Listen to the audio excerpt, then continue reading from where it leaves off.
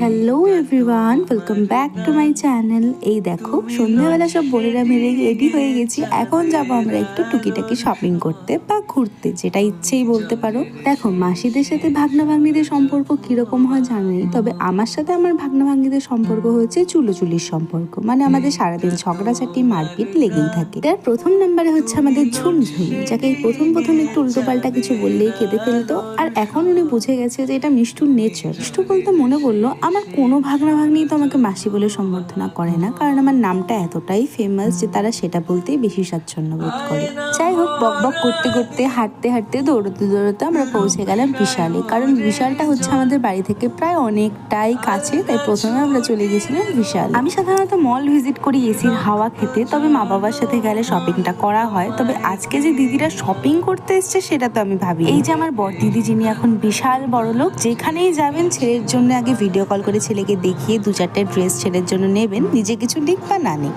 বিয়ের সিজন চলছে, এটার জন্য বাজনার আওয়াজ একটু শোনা যাবে, যার জন্য আমি খুবই দুঃখিত। আর এই যে আমাদের নিম্মি রানী পেয়ে গেছে উনি ওনার মনা, এখন এটাকে ওনাকে কিনে দিতে হবে। কপাল করে কটা ভাগ্নি জুটিয়েছি, যারা কোনোদিন ভুলে মাসি করে ডাকা তো দূরের কথা, মাসি বলে আমাকে ভাবেও না। তবুও আজকে ওই যে কথা আছে না, সবাই চলে নিজের স্বার্থে। এই যে মাসি, প্লিজ এটা কিনে দাও না, প্লিজ মাসি বললাম তো, দাও না কিনে।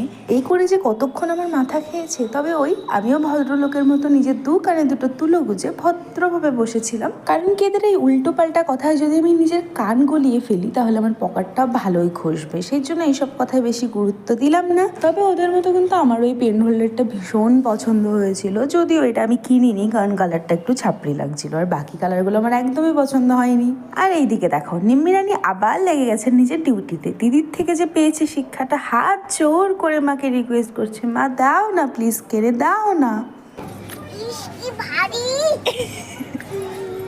এই যে আমাদের একাই 100 মহারানী, ওনার শরীরে অনেক জোর, তাও ওই ডাম্বেলটা উঠানোর চেষ্টা করেছে, এটাই অনেক। আর এই যে আমার 2 দিদি, আর এই যে আমার 2 বড়লোক দিদি, যারা শুধুমাত্র মলটা একটু ঘুরতে এসে 2 ঝুড়ি ভর্তি করে শপিং করেছে।